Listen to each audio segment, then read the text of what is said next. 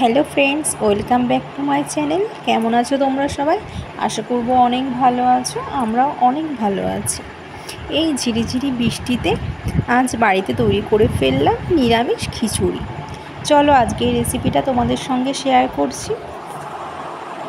আমরা এখানে 250 গ্রাম সোনা মুগ ডাল নিয়েছি। প্রথমে আমাদের মুগ ডালগুলিকে ভালো করে লাল লাল করে ভেজে নিতে হবে। আমাদের ডালগুলি হালকা হালকা করে লাল লাল করে ভাজা হয়ে গেছে।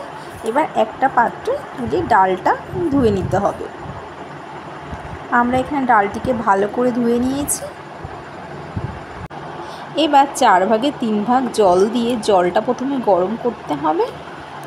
গরম হয়ে গেলে ভেজে রাখা মুগ ডাল হাঁড়িতে ধুয়ে দিয়ে দিতে হবে। 4 ভাগের 1 ভাগ সেদ্ধ করে নিতে হবে। আমরা এখানে সবজি নিয়েছি, একটা ফুলকপিকে টুকরো করে কেটে নিয়েছি, আর নিয়েছি কয় পিস কুমড়োকে টুকরো করে নিয়েছি, আর নিয়েছি ঝিঙে, টমেটো, আলু, কাঁচা লঙ্কা। ভালো করে সব কিছু আমরা কেটে নিয়েছি।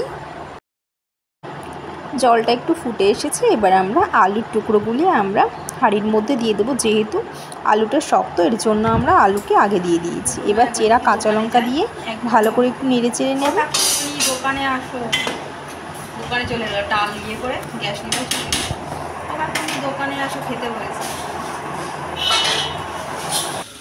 এবার জলটা একটু ফুটে এসেছে। এবার আমরা গোবিন্দভোগ চাল ধুয়ে রেখেছি, চালগুলিকে আমরা হাঁড়ির মধ্যে দিয়ে দেব। এবার আমরা ভালো করে একটু নেড়ে চেড়ে নেব।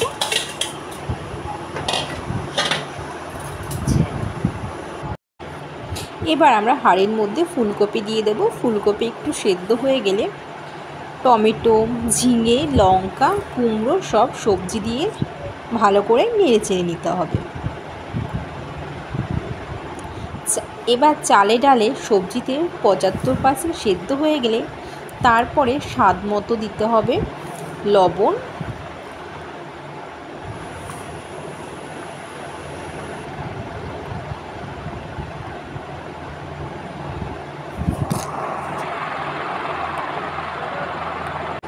এবার আমরা একটি বাটিতে জলে 1 চামচ মতন হলুদ গুঁড়ো দিয়েছি।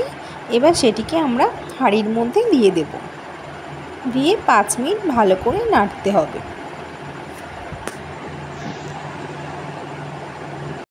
অন্যদিকে একটি কড়াইতে পরিমাণ মতন সরষের তেল দিয়ে ভালো করে গরম করে নিতে হবে। ফোড়নে দিতে হবে গরম মশলা, জিরে, শুকনো লঙ্কা। এবার ফোড়নটা একটু নাড়িয়ে চাড়িয়ে নিতে হবে, আর দিতে হবে 2টি তেজপাতা। এবার দিতে হবে কাঁচা লঙ্কা বাটা, আদা বাটা দিয়ে 1 চামচ জিরের গুঁড়ো কষিয়ে খিচুড়ির মধ্যে ঢেলে দিতে হবে। আমরা খিচুড়ির মধ্যে ঢেলে দিয়েছি।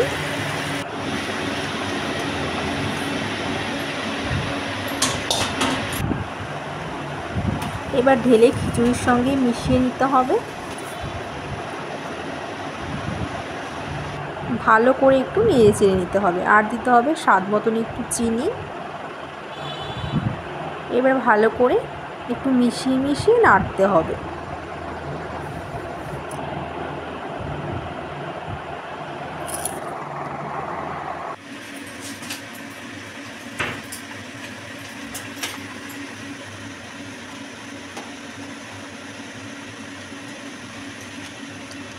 এবার দিতে হবে 1 চামচ ঘি, 1/2 চামচ গরম মশলা দিয়ে ভালো করে একটু নেড়ে চেড়ে নিতে হবে।